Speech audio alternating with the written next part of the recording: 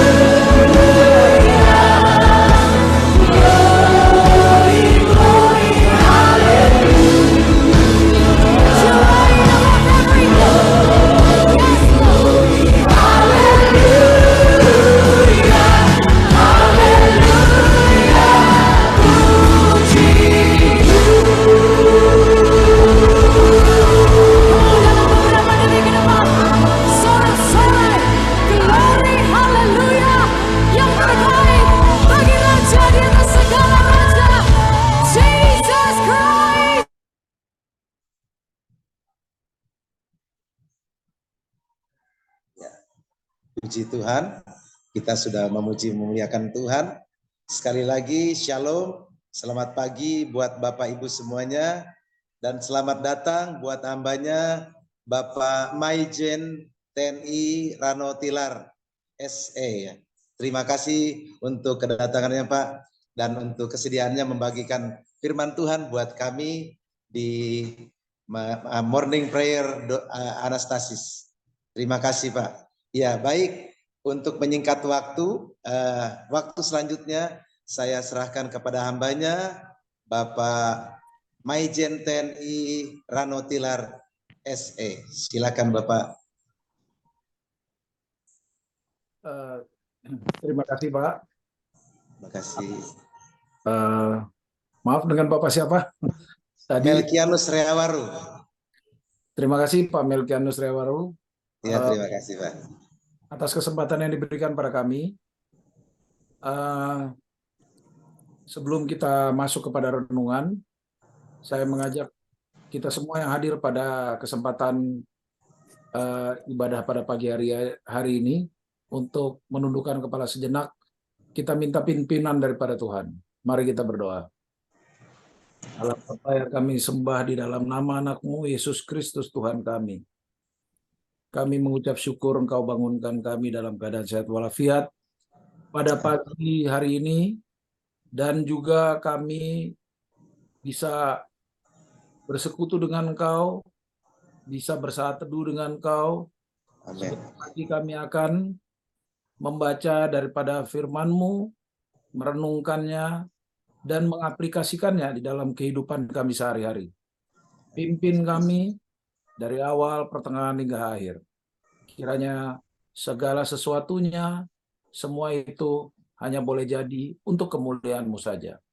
Berkati hamba-Mu yang akan memimpin perenungan ini, kiranya Engkau buka alam pikirannya, dan semua yang disampaikannya hanya untuk kemuliaan-Mu saja.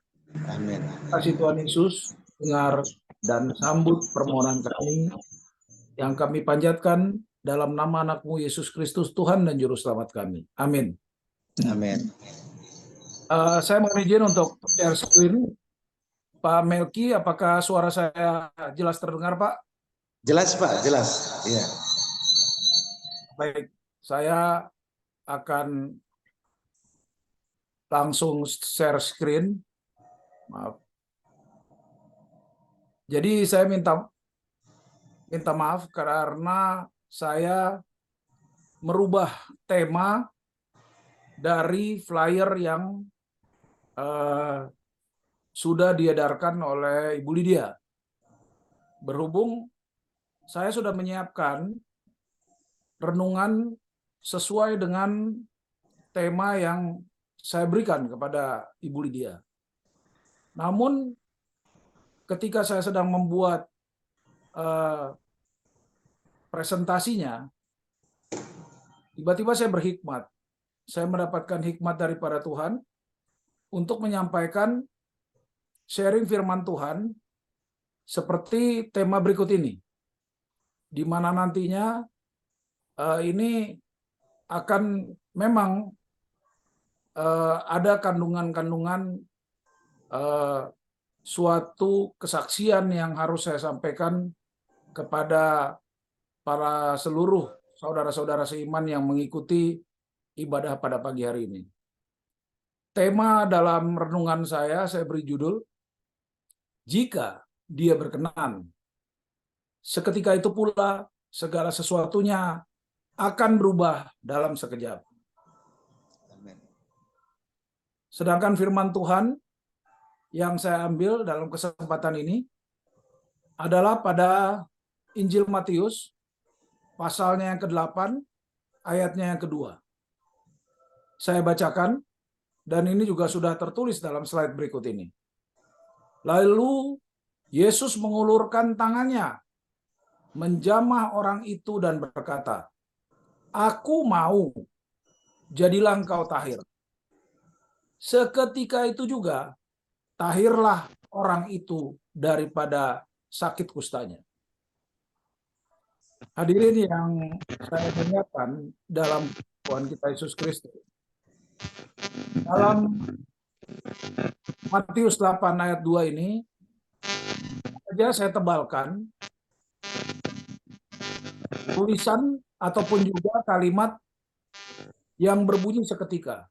Seketika. Jadi kalau seketika itu, kalau mau digambarkan, seringkali orang Kristen itu menggambarkan seketika itu dengan seperti ini. Nah, seperti ini.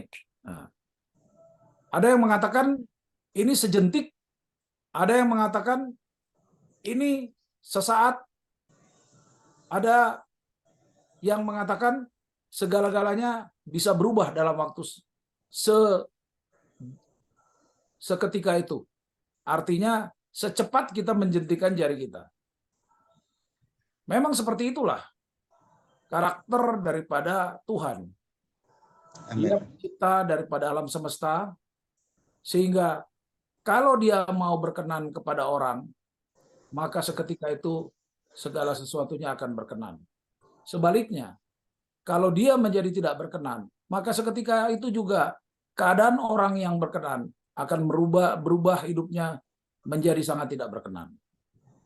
Dan sebenarnya ada satu ayat lagi yang bagus yang menceritakan tentang seketika, namun untuk menyingkat waktu, saya sampaikan saja secara lisan, di mana ayat tersebut berbicara tentang 10 orang kusta.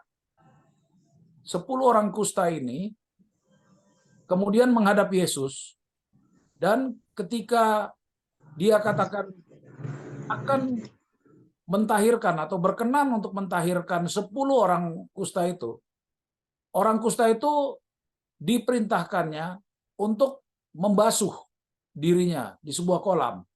Kalau tidak salah namanya kolam Siloam. Ketika mereka dalam perjalanan menuju kolam tersebut, maka seketika itu juga mereka menjadi tahir. Jadi sekali lagi saya mengulangi apa yang saya katakan.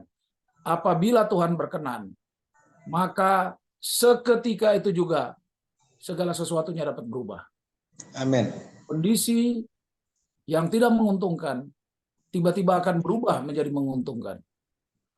Bahkan orang susah bisa tiba-tiba menjadi kaya raya. Amin. banyak. Hal tersebut bukan saja merupakan suatu yang baru, yang mengherankan buat dunia ini. Orang dalam waktu singkat, sekejap, hidupnya itu bisa berubah. Memang bagi orang-orang dunia, apabila mereka mendapatkan perubahan tersebut, mereka merasa bahwa itu adalah keberuntungan. Itu adalah pertaruhan nasib. Itu adalah nasib mereka yang sedang beruntung. Bahkan banyak orang yang mengatakan itu sudah rezeki.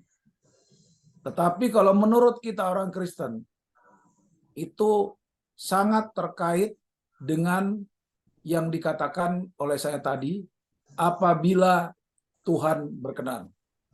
Maka terjadilah seketika itu pula, sesuai dengan kehendaknya.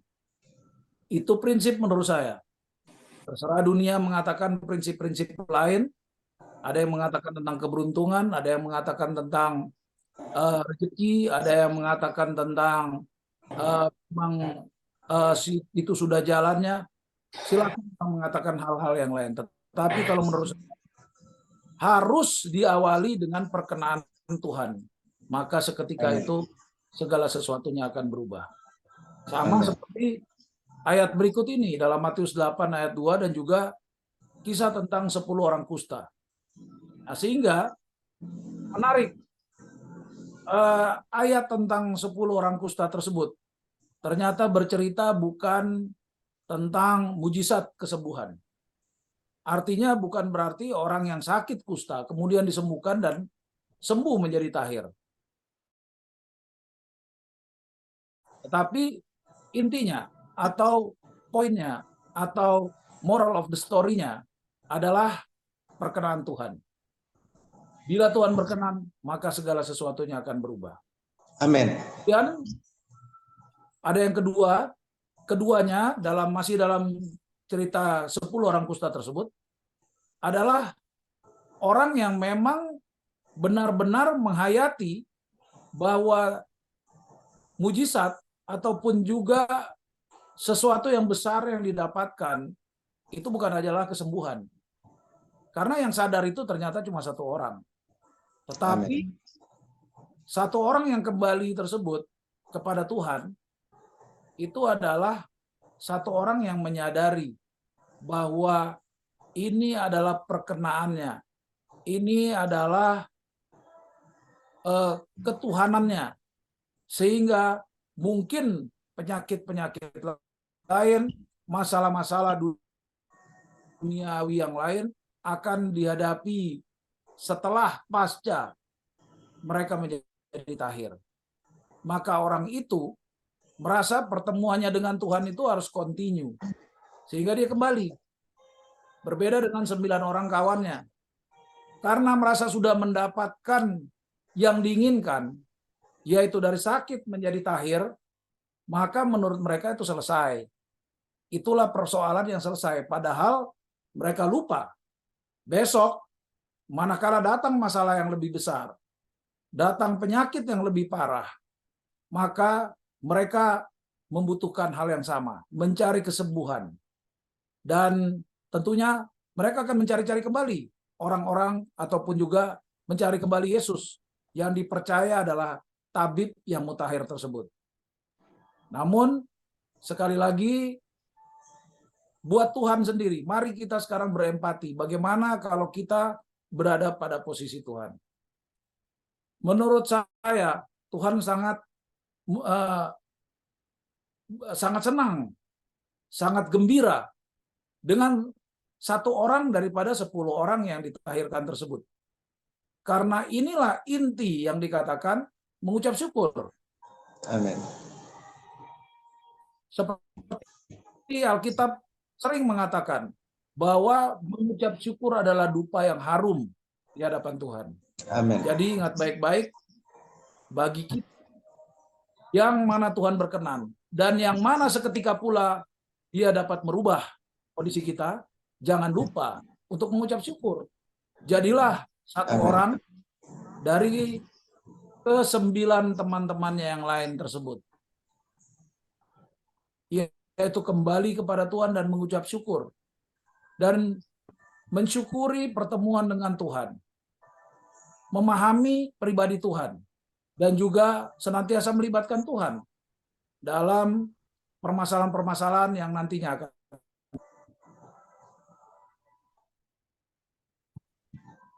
akan saudara-saudara seiman Kristus. Ini kali ketiga saya diberikan kehormatan oleh komunitas doa pagi Anastasis untuk menyampaikan renungan firman Tuhan.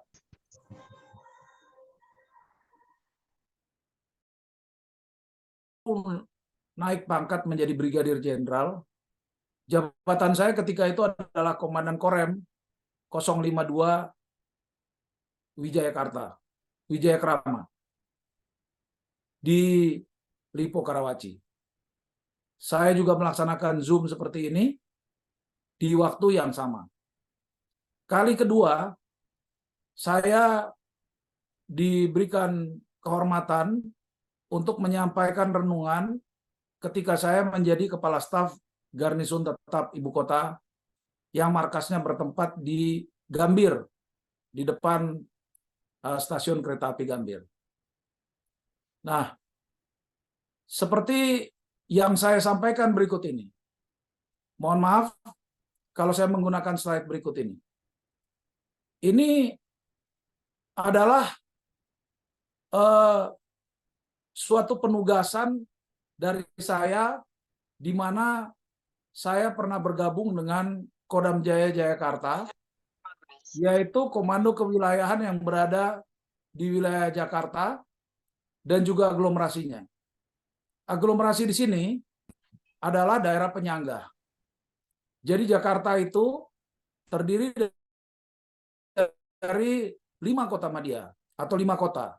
Jakarta Pusat, Jakarta Utara, Jakarta Barat, Jakarta Selatan, dan Jakarta Timur.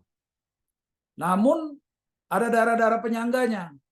Daerah penyangganya adalah Depok, Tangerang, dan Bekasi.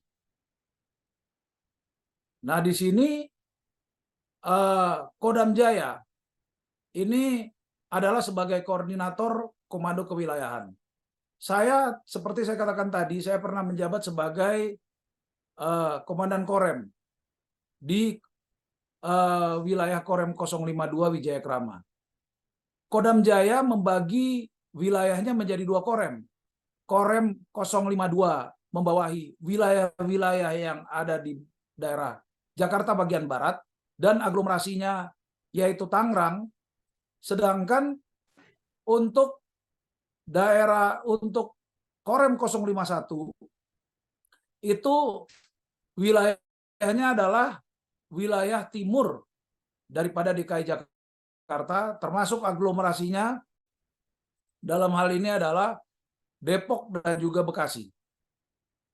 Nah, ketika saya selesai menjabat sebagai salah satu komandan Korem di Jakarta, maka saya kemudian dipercayakan oleh pimpinan, dan ini juga saya kepada Tuhan, dan Tuhan mengabulkannya. Maka saya staf Garnisun Tetap 1. Sengaja slide ini membimbing kita untuk memberikan gambaran bahwa spesifikasi daripada Kodam Jaya yang dipimpin oleh seorang Panglima berpangkat bintang 2, ini Panglima memiliki 2 kepala staf. Ini spesifikasi ini hanya di ibu kota, hanya di Jakarta, yang saat ini juga sebagai ibu kota negara, di mana ada kedudukan daripada kepala negara. Panglima Kodam Jaya dibantu oleh 2 orang kepala staf. Kepala staf pertama adalah Kasdam Jaya yang membantu beliau mengurusi masalah pembinaan teritorial, dan yang kedua adalah Kepala Staf Garnisun Tetap yang membantu beliau mengurusi tugas-tugas kegarnisunan. Dari 2 kepala staf ini, kalau mau lihat yang paling bergengsi ini yang sebelah kanan tentunya. Karena wilayahnya ini lebih besar dan juga kewenangannya lebih besar. Jadi rasanya sama seperti menjadi Pangdam kecil. Nah, ketika saya dipercayakan oleh Tuhan untuk menduduki jabatan yang di sebelah kanan, Kasgar Tahap 1 Jakarta, maka saya mengucap syukur. Dan menurut saya itu adalah jabatan yang paling bahagia. Di mana selain mempunyai tanggung jawab, kalau dikatakan kita ini prajurit Kodam Jaya adalah prajurit tentara Monas, maka markas garnisun ini adalah yang paling dekat dengan Monas, paling dekat dengan istana karena bertanggung jawab terhadap kegiatan-kegiatan protokoler kepala negara. Namun ternyata Tuhan berkata lain. Ketika saya masuk ke jabatan ini, maka sangat ironis yang saya temukan. Seperti dikatakan bahwa Satuan Garnisun Tetap 1 Jakarta ini posisinya pas di depan ke stasiun kereta api Gambir. Jadi di kiri kanan itu adalah kantor-kantor daripada kementerian.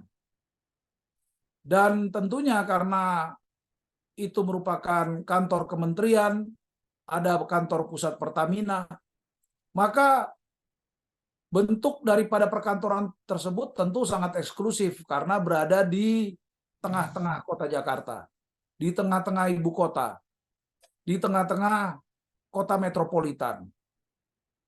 Namun, kondisinya seperti yang dilihat berikut ini, tidak jauh berbeda dengan kondisi yang sangat kumuh. Saya melihat perkantoran ini mirip dengan gudang yang direkayasa untuk perkantoran. Saya terus terang merasa malu mengingat tetangga-tetangga kita, karena itu merupakan kantor kementerian, bentuknya sangat eksklusif. Nah, sehingga pada hari pertama saya mengajak staf untuk berpikir, untuk melakukan rehab terhadap perkantoran yang masih menggunakan bangunan Belanda, bangunan bekas peninggalan penjajahan Belanda. Nah, jadi saya katakan kantor ini minimal harus menyesuaikan dengan perkantoran yang ada di sekitar sini, di Medan Merdeka Barat dan Medan Merdeka Timur. Ini adalah perkantoran pusat dari kementerian-kementerian dan lembaga-lembaga. Nah, bagaimana untuk mewujudkannya? Tentu itu perlu yang namanya sumber daya pikiran, dan juga sumber daya tenaga serta dana. Nah, itu yang membuat suatu pergumulan yang dimana saya gumuli. Saya berdoa khusus untuk itu, untuk niatan itu. Dan Tuhan buka jalan. Seperti yang dikatakan, bagi pemegang kekuasaan, maka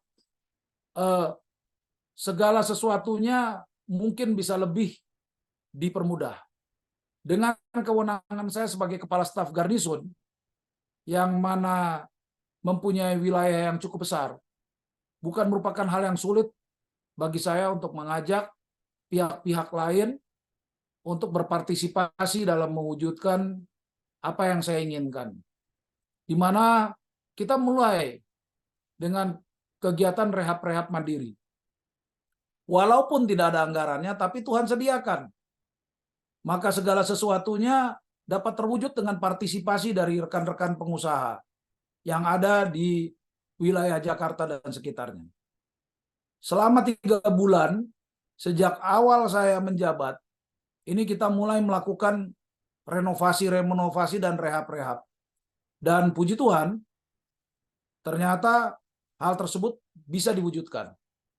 Dari perkantoran yang kumuh seperti gambar yang terlihat dalam slide berikut ini, maka bapak-bapak bisa dan ibu-ibu bisa melihat perubahannya menjadi kantor yang cukup representatif. Bahkan orang-orang yang datang kemudian mengatakan, kenapa perkantoran ini berubah menjadi eksklusif? Nah, semuanya ini karena yang saya katakan tadi, ada keinginan untuk berubah. Dan tentunya keinginan untuk berubah tersebut menjadi suatu pergumulan. Buat saya yang merupakan orang yang beriman kepada Tuhan, Kalau Tuhan berkenan, sekali lagi, saya katakan segala sesuatunya seketika itu bisa berubah. Nah, kemudian setelah kita melakukan rehab-rehab total selama 3 bulan, maka selanjutnya saya mendapatkan cobaan daripada Tuhan. Dalam waktu yang cukup singkat bagi saya sebagai kepala staf garnison, tiba-tiba saya mendapat kabar bahwa saya harus mengikuti sekolah. Dan apabila saya mengikuti sekolah, maka tentunya jabatan tersebut harus ditanggalkan dari saya. Nah, tentunya saya berpikir, wah ini sangat tidak adil. Ketika saya selesai melakukan perubahan-perubahan seperti ini, kenapa saya harus disingkirkan dengan disekolahkan? Menurut saya, sekolah tersebut memang untuk mendapatkan jenjang karir, jabatan maupun kepangkatan yang lebih tinggi. Nah, satu hal lagi yang perlu saya sampaikan kepada rekan-rekan seiman, bahwa tugas kepala staf garnison itu selain melakukan penegakan hukum, disiplin, dan tata tertib prajurit TNI, kami juga melaksanakan kegiatan bertanggung jawab terhadap kegiatan-kegiatan protokoler atau acara-acara besar kenegaraan yang dihadiri oleh Bapak Presiden. Itu 1 tahun jadwalnya itu seperti yang kita ketahui bersama, pada tanggal 1 Juni itu kita harus menyelenggarakan upacara Hari Pancasila dihadiri oleh Bapak Presiden. Kemudian yang kedua, tanggal 17 Agustus ini hajatan nasional karena ini adalah hari kemerdekaan. Kemudian tanggal 1 Oktober kita ketahui itu adalah hari kesaktian Pancasila. Tanggal 5 Oktober Hari Tentara Nasional Indonesia. Kemudian tanggal 10 November itu adalah Hari Pahlawan. Kalau kepala staf garnison berhasil melaksanakan upacara-upacara kenegaraan ini dalam periode 1 tahun, maka biasanya di tahun yang baru, para kepala staf garnison ini mendapatkan promosi dari Bapak Presiden untuk menduduki jabatan pangkatan yang lebih tinggi. Jadi asumsi saya, kalau saya berhasil melaksanakan tugas sebagai kepala staf garnison, maka itu yang saya yakini. Tapi sekali lagi, jalanku ternyata bukan jalannya. Waktuku bukan juga waktunya. Dan juga rencanaku rupanya bukan linier dengan rencananya. Di mana akhirnya setelah segala sesuatunya telah menjadi eksklusif seperti ini dalam waktu yang singkat, akhirnya saya harus meninggalkan jabatan saya. Nah, ini gambar dalam slide ini adalah bagaimana kita bersama-sama dengan Kepala Sekretariat Kepresidenan yang juga merupakan Bapak PJ Gubernur DKI Jakarta untuk merencanakan hari-hari besar protokoler yang akan dihadiri oleh Bapak Presiden. Periodiknya 1 tahun seperti yang saya katakan tadi. Nah, saya akhirnya mendapatkan surat perintah untuk mengikuti pendidikan Lemhanas. Dan pendidikan Lemhanas ini harus melepaskan jabatan saya sebagai kepala staf garnison. Dan otomatis saya harus bukan saja meninggalkan satuan yang lama, tapi harus pindah rumah. Dan semua kesejahteraan-kesejahteraan seperti tunjangan jabatan, tunjangan kinerja harus dihentikan. Karena status saya berikutnya adalah sebagai peserta pendidikan Lemhanas. Saya terus terang mendapatkan penugasan tersebut dengan kurang bersahaja. Nah, disinilah saya kemudian bersungut-sungut menyikapi apa yang Tuhan rencanakan buat hidup saya. Namun, dalam kondisi yang menurut saya unhappy, saya kemudian sering mendengarkan orang ini bernyanyi. Jadi beliau ini rupanya seorang pendeta, lagunya pun sebenarnya bukan lagu yang baru buat kita, saudara-saudara seiman. Ini adalah lagu yang sering dinyanyikan oleh penyanyi-penyanyi dengan versi yang lain. Tetapi melalui orang ini, saya sangat diberkati dengan suaranya. Saya menjadi sangat menghayati bait demi bait daripada nyanyian ini. Dan bait yang saya paling suka adalah berseru dan memanggil namanya, berdoa karena dia akan segera menghampiri dirimu. Percayalah bahwa dia tidak jauh dari kita karena dia hanya sejauh doa. Ya, jadi dalam kesempatan ini saya introspeksi diri bahwa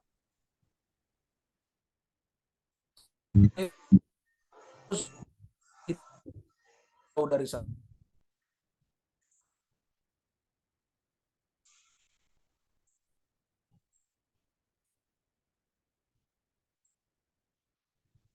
Bagaimana caranya? Caranya adalah berdoa. Jadi saya seolah-olah dikoreksi, apakah mungkin doa yang saya sampaikan dengan bersaat teduh dengan istri saya setiap pagi, di mana setiap pagi saya bangun bersama dengan istri, kami kemudian bersaat teduh dengan Tuhan, membaca firman Tuhan, merenungkannya, bernyanyi, dan kemudian berdoa. Rupanya ini buat Tuhan masih kurang. Nah, sehingga kegiatan doa ini saya tambah, di mana malam hari kita berdoa dalam hubungan satu keluarga. Istri dan anak-anak juga saya libatkan. Bahkan kita seringkali berdiskusi tentang isi firman Tuhan. Karena menurut pendeta Rituan Huta Barat, saya rasa benar bahwa firman Tuhan itu, iman itu akan dibentuk dari membaca, merenungkan firman Tuhan, dan mengaplikasikannya dalam kehidupan sehari-hari. Nah, inilah yang saya praktekkan untuk memanggil hadirat Tuhan. Karena seperti yang ditulis oleh lagu ini, bahwa dia, seharusnya dia ini hurufnya besar D-nya, dia hanya sejauh doa. Nah, ini ayat yang ada di depan, yang saya beri ketebalan pada kalimat ataupun pada kata seketika.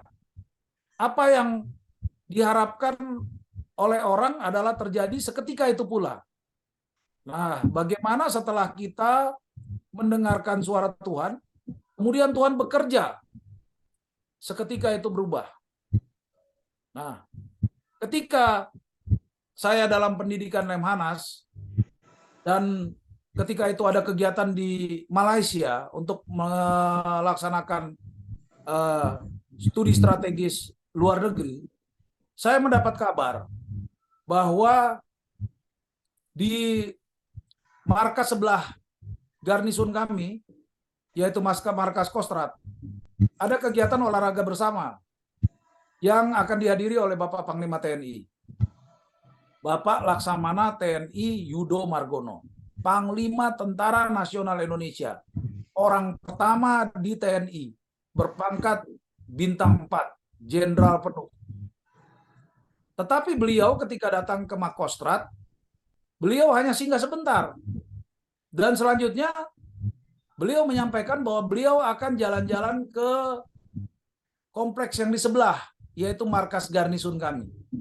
Inilah gambarnya.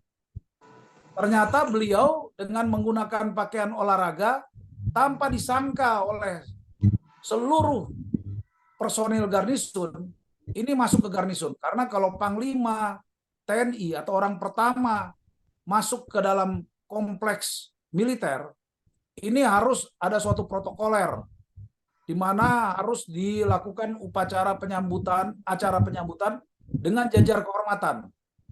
Pada saat itu petugas jajar tidak siap karena memang Panglima tidak dijadwalkan untuk hadir di markas ini. Tapi ini adalah kegiatan yang incognito, artinya yang tidak resmi. Namun cukup mengagetkan, mendadak seluruh personil garnison. Dan ternyata beliau yang hanya mau melihat-lihat di pekarangan, ini melihat sepertinya markas ini banyak perubahan. Markas ini kenapa kok tiba-tiba dalam sekejap terjadi yang namanya renovasi besar-besaran. Padahal menurut beliau tidak pernah menganggarkan untuk markas ini mendapatkan anggaran untuk renovasi. Nah, akhirnya sesuatu yang menarik perhatian beliau, sehingga seluruh ruangan-ruangan ini diinspeksi oleh beliau. Bahkan sampai ke belakang-belakang ini dilakukan inspeksi oleh beliau. Biasanya markas kami ini, kalau misalnya mau diinspeksi, yang cukup menginspeksi sebenarnya hanya setingkat Panglima Kodam atau Pangdam Jaya. Jadi tidak perlu Jenderal Bintang 4 ini melakukan inspeksi seperti ini. Tapi karena beliau berkenan, maka beliau melakukan inspeksi secara mendadak, yang sebenarnya tidak resmi. Nah, pada saat itulah kemudian beliau menanyakan. Nah, ada satu hal juga yang saya lupa ceritakan, bahwa ketika beliau melakukan inspeksi ke lokasi ini, pengganti saya kebetulan sedang tidak berada di tempat. Mungkin dalam kesempatan doa kita pada pagi hari ini ada Pak Servi. Biasanya Pak Servi ini yang baru naik menjadi kolonel ini sering hadir dalam acara doa Anastasis ini. Mungkin beliau ada pada kesempatan ini. Dan kalaupun bapak-bapak dan ibu-ibu perlu klarifikasinya, silakan tanya kepada beliau, karena beliau adalah salah seorang yang hadir juga dalam kunjungan dadakan daripada Panglima TNI ini. Nah, disinilah yang saya rasakan. Ketika Tuhan berkenan, maka seketika itu segala sesuatunya berubah. Ternyata setelah berkunjung di markas garnison ini, Panglima TNI tidak kembali lagi ke markas Kostrad di sebelah markas garnison ini. Beliau kembali ke Cilangkap, ke markas besar TNI. Dan ketika beliau tiba di markas besar TNI, di kantornya, beliau memanggil asisten personalia, kepala asisten personalia Mabes TNI, asisten personalia daripada Panglima TNI. Dan ketika Bapak Aspers datang, saya mendengar langsung dari salah seorang staf beliau bahwa perintah beliau adalah tolong carikan jabatan bintang 2 buat Brigjen TNI Rano Tilaar yang sedang mengikuti Lemhanas. Inilah perubahan seketika tersebut. Kalau Tuhan berkenan, seketika itu akan berubah. Amen. Jadi ketika saya mendengar bahwa saya akan mendapatkan promosi ini, dan tidak jaraknya, tidak waktunya tidak lama, 1 minggu kemudian saya menerima surat perintah ataupun surat keputusan Panglima TNI yang bernama Skep Perwira Tinggi, bahwa saya dinaikkan pangkatnya menjadi perwira tinggi berpangkat bintang 2. Puji Tuhan. Nah, yang harusnya prediksi saya, pemahaman saya, rencana saya itu bulan Januari atau bulan Desember, bulan Februari tahun depan itu baru terrealisasi. Tapi sekali lagi, rencana kita bukan rencana dia. Waktu kita pun bukan waktu dia. Amin. Kemudian seluruh yang disebut waktu, rencana, dan juga jalan, itu memang seringkali tidak sejalan antara jalan yang ditentukan manusia dengan apa yang ditunjukkan oleh Tuhan. Saya merasakan sekali akan hal itu. Inilah yang bisa saya sharingkan pada kesempatan ini. Seperti yang saya katakan, bahwa apabila dia berkenan, maka seketika itu segala sesuatunya bisa berubah. Memang manusia biasanya mengangan-angankan sesuatu yang menurut dia lebih efektif, lebih efisien, lebih cepat. Tetapi tidak demikian dengan Tuhan. Tuhan memiliki suatu cara yang lebih efektif, lebih singkat, kalau kita mau menyesuaikan dengan skenario-nya. Nah, ini yang saya rasakan, dan entah kenapa saya sudah membuat presentasi dengan tema yang sudah saya berikan kepada Ibu Lydia, akan tetapi Tuhan memberikan hikmat kepada saya untuk berbagi dalam perenungan kita dalam doa pagi hari ini, yaitu saya membagikan ini kepada saudara-saudara seiman. Sebagai penutup, saudara-saudara seiman, perlu saya sampaikan bahwa apabila Tuhan berkenan, maka segala sesuatunya seketika itu pula dapat berubah. Amin. Sama seperti 10 orang kusta, walaupun dia sudah berkenan dan memerintahkan mereka untuk membasuh tubuh mereka ke sebuah kolam. Tetapi sebelum sampai di kolam tersebut, seketika itu juga mereka kemudian menjadi tahir. Demikian firman Tuhan yang bisa saya sharing kepada saudara-saudara seiman yang hadir dalam doa pagi Anastasis pada pagi hari ini. Kiranya Tuhan Yesus memberkati kita semuanya. Sekian dan terima kasih. Saya kembalikan kepada Pak Melki. Ya, baik. Terima kasih banyak hambanya Bapak Pendeta Maijen TNI Rano Tilar SE. Terima kasih banyak untuk firman Tuhan dan kesaksian. Luar biasa. Seketika artinya saat itu juga mujizat terjadi jika Tuhan berkenan. Iya. Ya, mohon maaf. Ini tadi Bapak menyampaikan tadi di Matius 8 ayat 2, tetapi sebetulnya ini di ayat 3-nya, Pak. Ayat 3-nya, jadi lalu Yesus mengulurkan tangannya, menyapa orang itu dan berkata, "Aku mau, jadilah engkau tahir." Seketika juga tahirlah orang itu daripada kustanya. Jadi mungkin salah cetak saja. Ya, ya, tidak apa-apa. Ya, ini memang bukan pendeta, Pak, tapi baru pendeta jadi-jadian, Pak. Tapi luar biasa, Pak. Ya, memang hanya bergeser satu saja itunya ayatnya, mungkin salah cetak atau apa di sana. Tapi luar biasa dari tema yang sudah disampaikan kemarin, siapa menabur angin akan menuai badai, tapi kemudian diubah menjadi temanya saat ini ketika Tuhan berkenan. Seketika itu juga mujizat terjadi. Dan itu dialami selaras dengan kesaksian hidup yang dialami oleh hambanya Bapak Maijen Rano Tilar. Luar biasa. Mungkin di antara Bapak Ibu ada yang ingin bertanya tentang apa yang sudah disampaikan oleh hambanya Bapak Pendeta Maijen TNI Rano Tilar. Dipersilakan. Saya koreksi, Pak. Saya bukan pendeta, Pak. Oh, oh belum ya. Oh ya, baik. Belum, Pak. Iya. Ya, terima kasih Bapak Ibu, dipersilakan.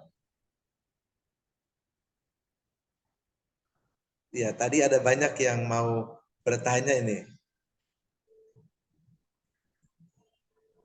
Iya, jadi sekarang ini berarti Bapak Maijen TNI Rano Tilar ini sekarang bertugasnya di mana, Pak? Ya, saya setelah selesai pendidikan Lemhanas, kemudian saya ditarik kembali ke Lemhanas RI untuk menjadi tenaga ahli pengajar bidang strategi. Demikian, Pak. Sampai saat ini ya, Pak ya? Ya. Ya, Tuhan Yesus luar biasa ya. Apa yang tidak pernah dilihat mata, apa yang tidak pernah didengar telinga, apa yang tidak pernah timbul dalam hati, Tuhan sediakan bagi setiap hamba-hambanya yang mengasihinya. Tuhan. Ya, silakan Pak Pendeta Ronald Batin. Silakan, Pak. Ya, terima kasih untuk kesempatan yang pagi ini. Terima kasih untuk kesaksian daripada Pak Rano. Saya kira sesuai yang ada di dalam Yohanes 15 ayat 7 ya, mintalah kepadaku akan kuberikan. Jadi saya pikir segala sukses yang luar biasa dari Pak Rano ini berasal dan bersumber dari kesetiaan beliau membaca firman, merenungkannya, dan melaksanakannya dalam kehidupan sehari-hari. Tanpa doa, tanpa melaksanakan segala sesuatu yang telah dilakukan oleh Pak Rano, yaitu memperbaiki segala sesuatu yang harus diperbaiki, melihat hal-hal yang sempurnaan daripada tugas beliau, maka ini tidak akan terjadi. Jadi mungkin untuk kita semua tidak cukup bahwa kita hanya kita harus melaksanakan apa yang kita lihat akan memperbaiki situasi dan kondisi. Terima kasih sekali lagi Pak Rano, terima kasih Pak Melki, terima kasih Bu Lydia. Salam kepada saudara-saudara yang lain semuanya. Biarlah kita sama-sama renungkan kesaksian daripada Bapak Rano tadi, dan biarlah kita ucapkan selamat kepada beliau di dalam tugasnya yang baru. Puji Tuhan. Terima kasih Pak Melki untuk kesempatan ini. Terima kasih Pak Rano. Terima kasih Pak Pendeta Ronald Pati Nasrani. Ya, memang ada hubungannya sebetulnya antara tema yang kemarin dengan yang tema hari ini. Karena apa yang hambanya Pak Majen TNI Rano Tilar lakukan, yaitu menabur. Apa yang beliau tabur, ternyata kemudian beliau tuai, yaitu mendapatkan promosi yang tidak pernah beliau bayangkan. Tuhan Yesus luar biasa. Baik Bapak Ibu, satu orang lagi ada yang mau bertanya kepada hambanya? Pak. Shalom. Oh. Selamat pagi. Terima kasih Pak Rano atas kesaksiannya yang luar biasa. Maaf sebelumnya ini di luar topik ya, tapi boleh nggak Pak saya bertanya mengenai tentara lebih lanjut? Silakan Ibu. Jadi ini sebenarnya kasus salah satu saudara dekat saya ya, masih se-family. Nah ini, jadi saya mau nanya Pak, jadi kebetulan dari family saya ini ada suatu kasus mengenai dia berhutang kepada seseorang, contohnya untuk pekerjaan. Nah, dalam menagih hutang itu krediturnya untuk menagih membawa tentara untuk menagih hutang tersebut. Itu bagaimana ya Pak tanggapannya? Maaf, dengan Ibu siapa ini? Agustinus. Oh, Bu Agustinus ya. Pertama-tama saya mohon maaf dulu kalau Ibu Agustinus mungkin berserta dengan keluarga besar pernah kurang nyaman terhadap sikap dan perilaku dari oknum ya, kita menyebutnya oknum prajurit TNI, bukan secara institusional. Jadi memang kasus seperti ini sering terjadi, yaitu kegiatan hutang piutang ini harus ditagih seringkali menggunakan oknum-oknum TNI ataupun Polri untuk mendampingi pihak-pihak yang merasa dihutangi dalam menagih hutang kepada orang yang menurut mereka ini wajib untuk mewujudkan kewajibannya, yaitu membayar hutang. Namun ini tidak benar kalau untuk kegiatan ini menggunakan oknum TNI. Ya, ini adalah merupakan suatu pelanggaran kode etik. Pelanggaran kode etik di mana ini bisa mendapatkan hukuman, apalagi kalau ternyata dalam aksinya ini akhirnya timbul korban ataupun terjadi suatu tindak kekerasan. Dalam hal ini juga bagian daripada tugas saya dulu sebagai Kepala Staf Garnison. Dan ini juga merupakan jawaban daripada pertanyaan Ibu Agustinus. Ini yang harus menangani ini adalah polisi militer. Karena oknumnya ini adalah oknum TNI. Jadi Ibu bisa datang ke kantor Garnison. Di markas Garnison kami itu ada satu detasemen polisi militer Garnison. Nah, sehingga bisa dilaporkan kepada mereka tentang perbuatan yang tidak menyenangkan dari orang yang merasa dihutangi kemudian menagih hutang dengan membawa oknum TNI. Mungkin Ibu tidak perlu datang ke markas kami yang ada di uh, di Gambir, tapi Ibu bisa mendatangi sub-sub garnison yang ada di wilayah-wilayah yang lebih kecil.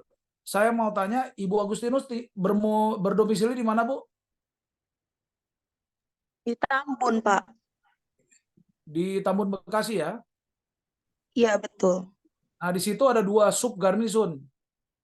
Ada sub garnison Kota Bekasi dan sub garnison Kabupaten Bekasi. Kalau tidak salah Tambun itu masih masuk perbatasan antara Kota Bekasi dan Kabupaten Bekasi. Betul ya, Bu ya? Nah, Iya, jadi betul, Pak. ya, jadi silakan saja, mungkin bisa dilihat di Google Map kantor subgarnison Bekasi dengan subgarnison daripada Kabupaten Bekasi. Silakan masalah ini dilaporkan. Dan kalau memang ada perbuatan yang tidak menyenangkan yang sudah dilakukan dengan tindak kekerasan, harap membawa alat buktinya. Jadi kalau misalnya ada tindak kekerasan, ya saksi nanti akan di BAP, kemudian yang berikutnya juga korban itu nanti akan dimintai yang namanya visumnya. Sehingga akhirnya nanti akan dilakukan kegiatan penegakan hukum disiplin dan tata tertib oleh polisi militer garnison yang ada di subgarnison tersebut. Itu yang bisa saya jawab, Bu Agustinus. Mungkin ada yang belum jelas atau ada hal-hal yang lain, silakan. Ya, Ibu Agustinus, apakah sudah cukup jelas? Sudah jelas. Terima kasih, Pak Rano. Ya, Bu. Baik, terima kasih. Ada satu lagi yang mau bertanya mungkin? Shalom. Oh ya, shalom. Halo. Ya, shalom Pak Alexander Pandi. Saudaraku. Baik, terima kasih. Shalom Pak Rano. Shalom, Pak.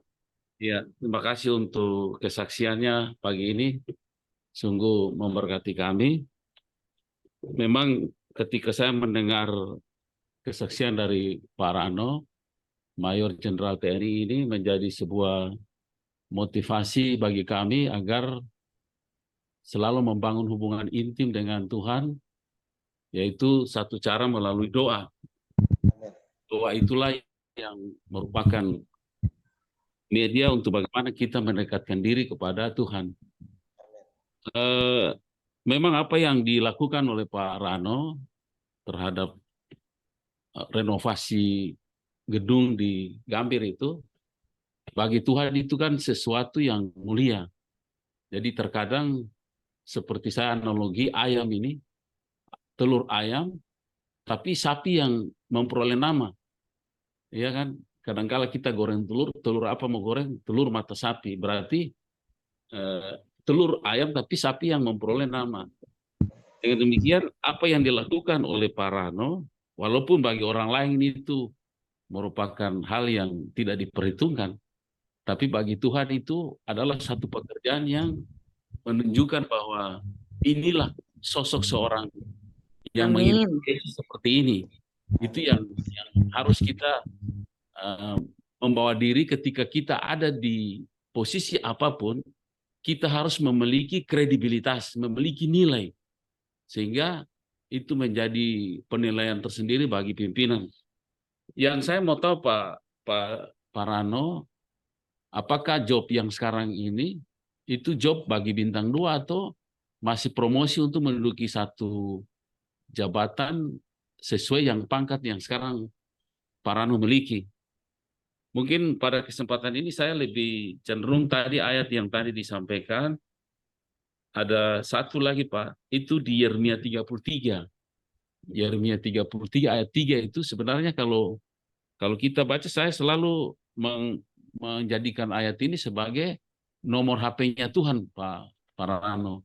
Jadi setiap saat selalu berseru kepadanya. Maka Tuhan akan memberitahukan hal-hal yang belum kita ketahui.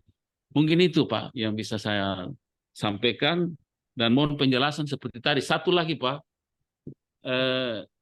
ketika mendengar ada orang-orang yang berasal dari kalangan kita ini, misalnya orang yang beriman, seiman dengan kita ketika menduduki jabatan tertinggi, itu kan kita merasa satu kebanggaan bahwa oh ada orang kita duduk di jabatan ini, kan itu berarti bukan mau mengharapkan kemudahan-kemudahan lah, tapi yang penting yang tadi saya bilang, ketika dia duduk di situ memiliki kredibilitas. Nah, yang menjadi perenungan saya Pak, ini mungkin juga menjadi perenungan bagi kita semua di sini. Kenapa sih Pak di akhir-akhir ini di seluruh Indonesia nih kita melihat begitu banyak pemandangan-pemandangan ketika ada orang Kristen beribadah, kok dilarang? Dilarang, ditutup, sementara dari pihak mereka tidak pernah dilarang. Saya di sini orang Muslim cuma berapa orang Pak? 3 keluarga bangun masjid, kita tidak ada apa-apa di sini. Biasa-biasa. Tapi kenapa di tempat-tempat lain selalu dihalangi gitu Pak?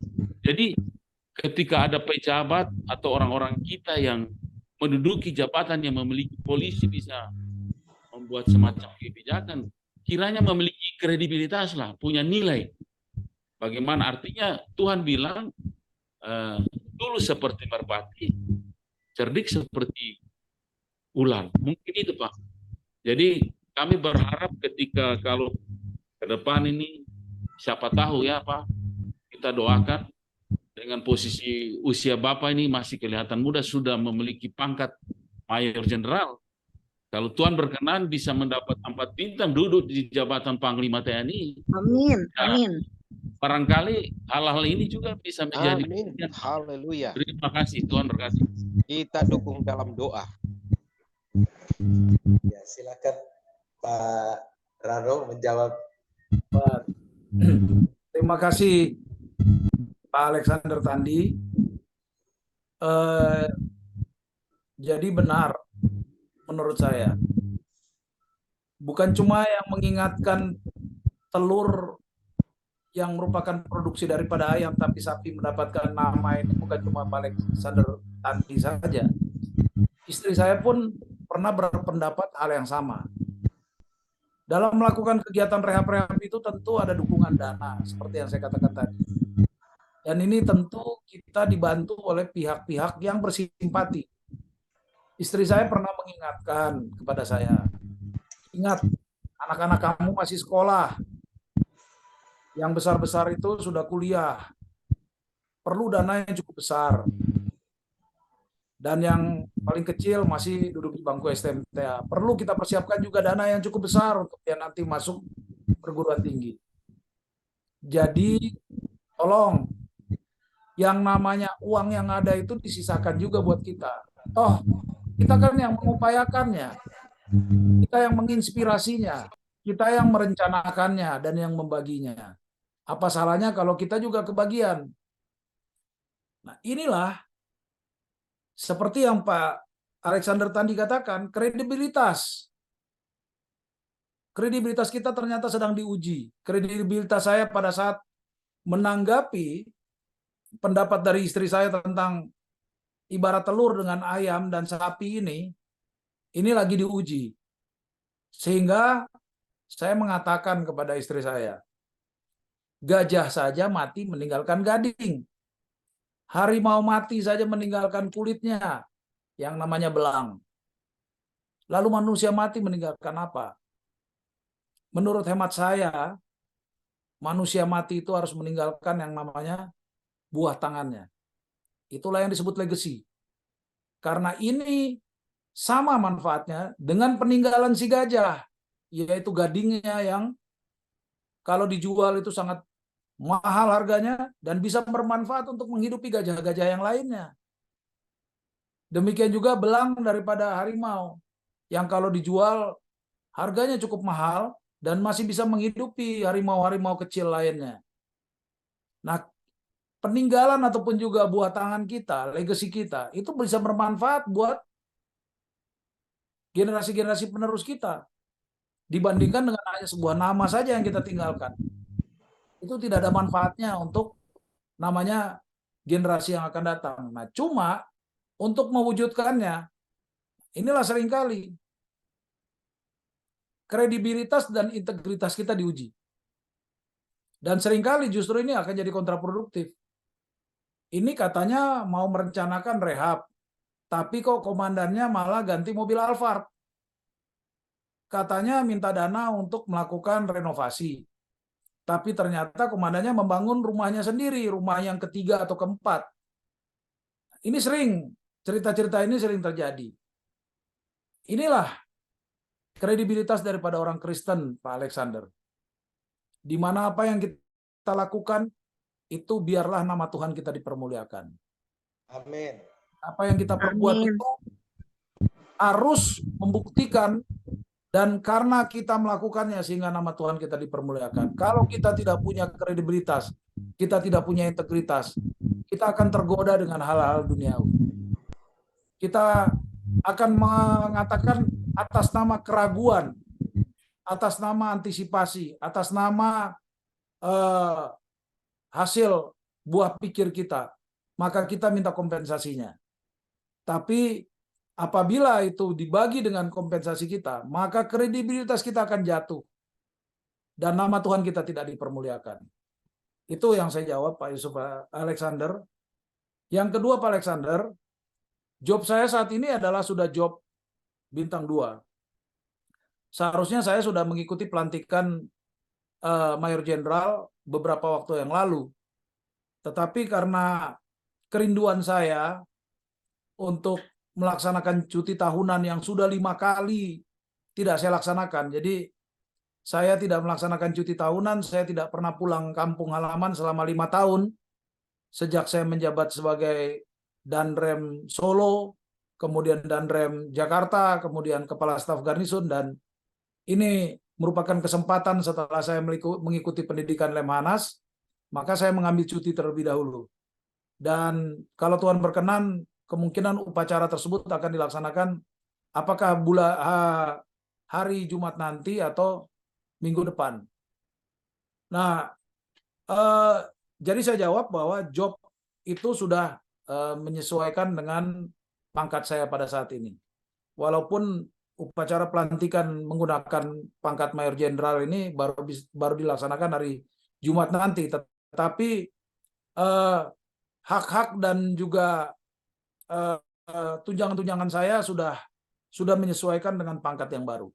Sebutan juga saya sudah masuk kepada golongan perwira tinggi pangkat bintang 2.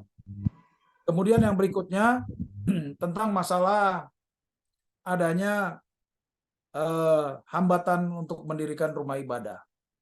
Kita harus jujur, Pak Alex, bahwa semakin ke timur, semakin ke barat, ini rumah ibadah selain masjid dan juga musola, itu semakin sulit untuk dibangun.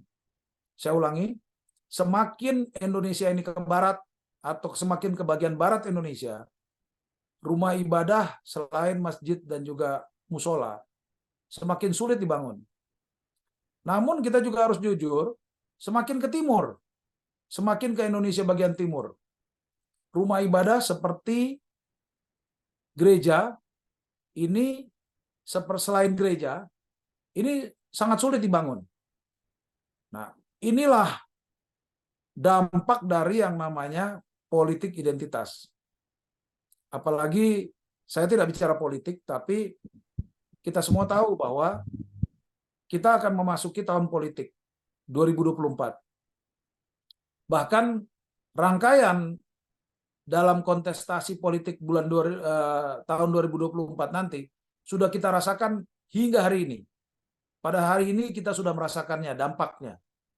Karena sudah masuk kepada pentahapan kampanye menjelang pemilu, yaitu Pilpres dan Pileg, dan juga menjelang pilkada serentak. Dan ingat baik-baik, biasanya di Indonesia ada yang namanya politik identitas. Jadi politik identitas ini seringkali menjual-jual yang namanya SARA. Nah, ini laku sekali nih.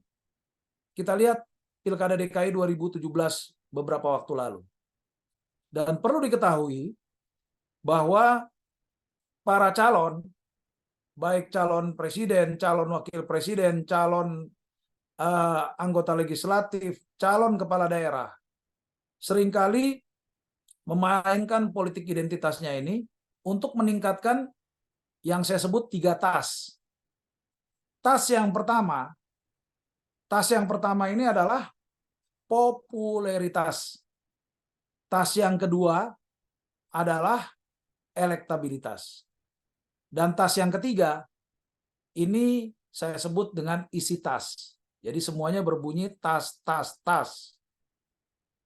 Popularitas, elektabilitas, dan isi tas. Popularitas adalah kecenderungan orang untuk mengenal mereka.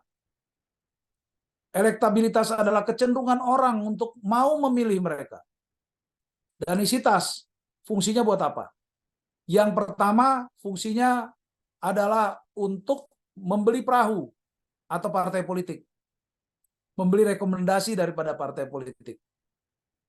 Yang kedua, fungsinya isi tas itu adalah untuk hari Hajam J. Pada saat pemungutan suara itu nanti harus ada politik, money politics. Minimal bukan bagi-bagi amplop saja, tapi minimal mungkin bagi-bagi sembako. Ahok pun melakukan hal itu dulu. Kemudian yang ketiga, pada saat kita menang, waktu kampanye, waktu pencoblosan, tetapi belum tentu itu menjamin bahwa pemenang kampanye dan pemenang pemungutan suara itu akan menjabat. Karena mereka harus menghadapi tahap yang berikutnya kalau itu digugat, permasalahan tersebut digugat ke yang namanya Mahkamah Konstitusi. Nah ini, yang orang bilang kalau sudah habis munisi, maka kemungkinan menang pada saat kampanye dan pemungutan suara itu belum menjamin. Bisa-bisa orang lain yang menjabat. Nah inilah yang mana mereka itu dalam meningkatkan popularitas, elektabilitas, dan isi tas ini. Seperti yang dikatakan oleh salah seorang kaisar Romawi. Berikanlah sirkus dan roti, maka niscaya rakyatmu itu akan mempercayakan kekuasaan itu kepada kamu. Nah, sehingga akhirnya sirkus yang ada pada saat ini adalah yang saya katakan tadi, politik identitas. Nah, disinilah kalau kita tidak bijak memilih pemimpin yang nasionalis. Terus terang, sejarah kita mengatakan masih ada kelompok-kelompok yang tidak bisa menerima yang namanya keberagaman.